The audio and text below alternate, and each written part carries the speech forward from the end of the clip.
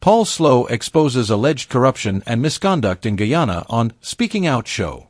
In a recent episode of Speaking Out and Exposing Corruption, hosted by a Grenadian moderator, former Assistant Commissioner of Police Paul Slowe addressed widespread concerns regarding corruption in Guyana. The episode, which aired from Brooklyn and gained significant viewership across the Caribbean, featured Slowe alongside political commentator Rickford Burke, as they discussed troubling developments within the Guyana police force and the current government. Slowe detailed his experiences and observations, emphasizing persistent corruption both within the police force and at higher levels of government. The program opened to live call-ins, where several listeners corroborated Slowe's claims. However, the discussion also sparked a wave of attacks, including from individuals loyal to the People's Progressive Party/Civic, PPP/C, who aimed to discredit Slowe by bringing up past allegations. During the show, one caller, identified as Cordell, launched into a character assassination of Slowe by falsely claiming he was charged with rape. Slowe quickly refuted the allegation, explaining that he was accused of a lesser charge of sexual assault, involving a disputed incident where a woman claimed he touched her inappropriately during a meeting. The discussion then shifted to Kwame McCoy, a government official whose credibility Slowe challenged. Slowe highlighted a 2009 incident reported by Kaider News, in which McCoy, then a senior government official, was accused of soliciting sexual favors from a minor in a widely circulated recording. Slowe criticized the PPP/C for sending McCoy to attack his character, given McCoy's controversial past, including convictions and investigations into serious crimes. Slowe remarked, "Is this the best the PPP/Civic government can do, sending someone like Kwame McCoy, an alleged sexual predator and convicted criminal, to challenge my credibility? This speaks volumes about the level of integrity within this."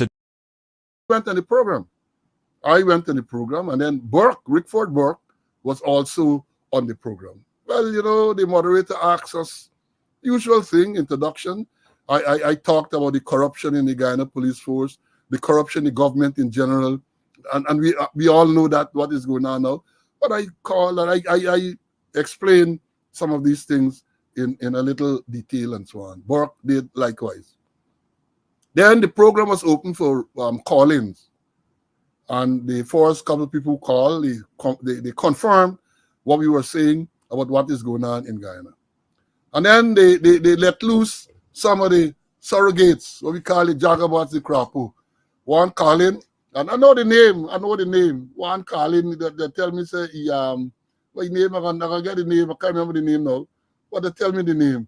He calling, and he said, well, look, basically he was telling the people, God, let me tell you, this program is, as I've said, the host is Grenadian, and he operates out of New York, but it appears that the program is a very popular program in the Caribbean, Grenada, St. Lucia, and all those other islands. Very, very popular program. So, yeah, so they got one to call in, Cordell, one named Cordell calling. I understand that he's one of them who fronts for the PPP calling, and he started by telling the people that they should not listen to Slowe and Burke, because he said Slowe get charged for rape and all sorts of things he carry on with, right? And I had to tell the people, as I would normally do, that is not so. He's lie. I never was charged for rape. I have charged for what they call sexual assault, where a woman alleged that I rubbed her foot during a meeting. That is what. So I explained it to people. Then the thing went on. A lot of people call and lick you up, people in making sport call and said that he lied and so on, and attacked him. So then a call came through. Well, before that, one of them called, and he making all sort of allegation. When he was asked to provide his name, he refused to provide his name, so he was cut off. And next one called and identified himself as Gavin Matthews, and again started to attack. But I know Gavin Matthews' voice, and other people on the chat, that is not Gavin Matthews, that is not Gavin Matthews. So it turned out it was an impersonator, impersonating Gavin Matthews.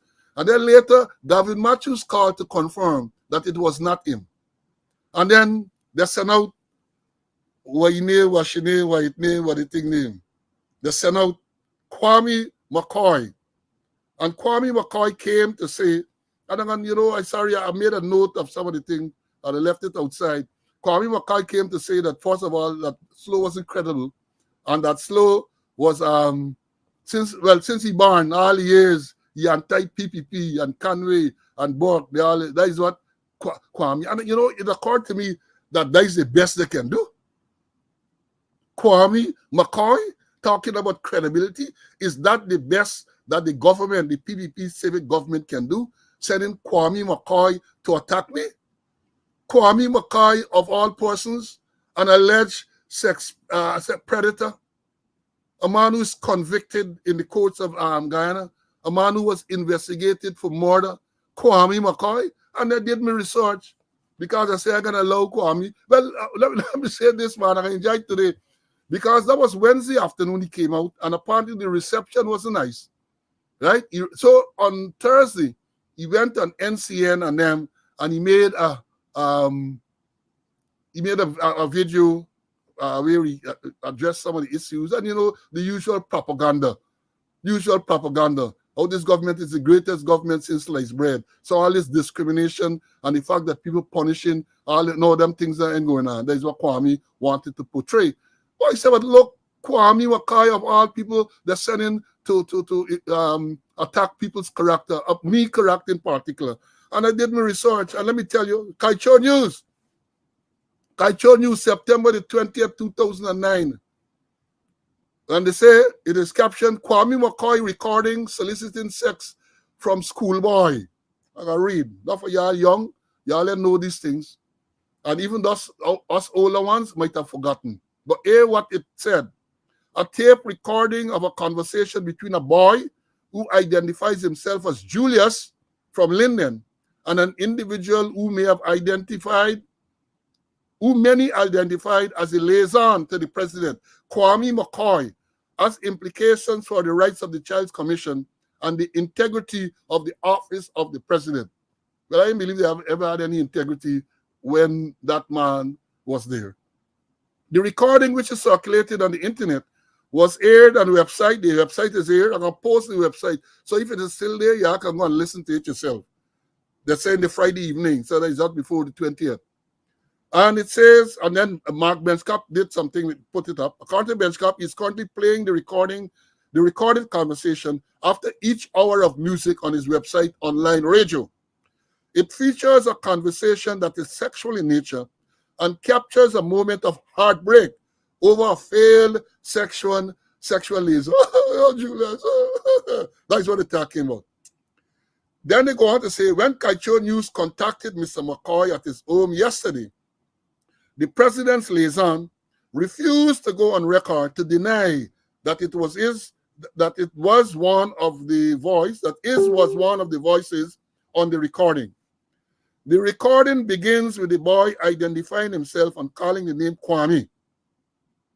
The recipient of the call responds and queries the caller who identifies themselves once more. The conversation was initiated by the young man who identified himself as Julius.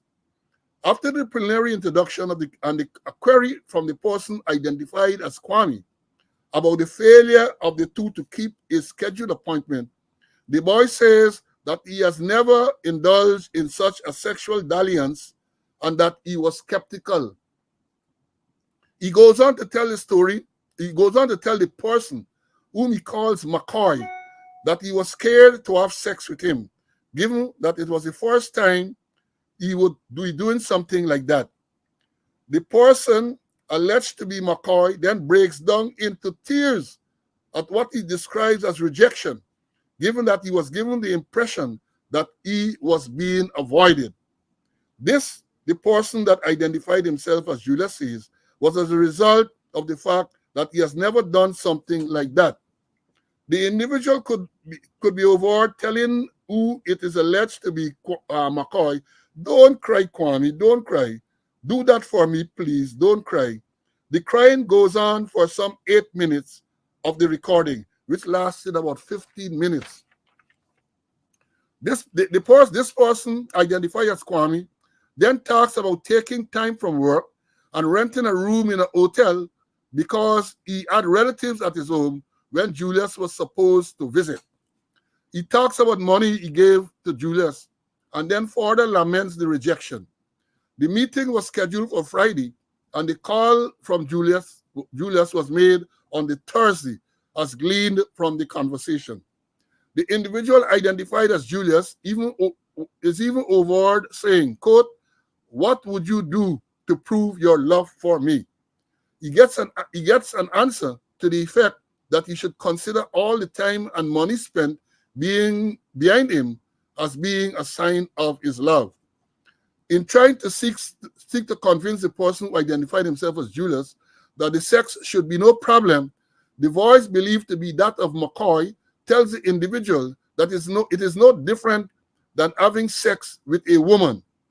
The person that is said to be McCoy is overheard telling the youth that he was not looking for a one-night stand or searching for some sex, adding that such a case would be easy. The person said to be Julius added that he will make it up at the weekend when he would visit Georgetown to meet the person identified as Kwame McCoy. Then, quote, "You and I have talked about this thing many times," the voice identified as McCoy stated, and Julius responded, "I sorry. It's either we have a relationship," the voice will be overheard telling the question, the other voice, the question identified as Julius, like, it's just like having someone wants him to resign as liaison to the president. McCoy declined to take calls from people, person who they sent out to try to discredit what I was saying. Kwame McCoy, who was accused, and here let me tell you already, I know they like Sue. This is an article in Kaicho News dated September the 20th, 2029. So you can go and read it there for yourself. Again,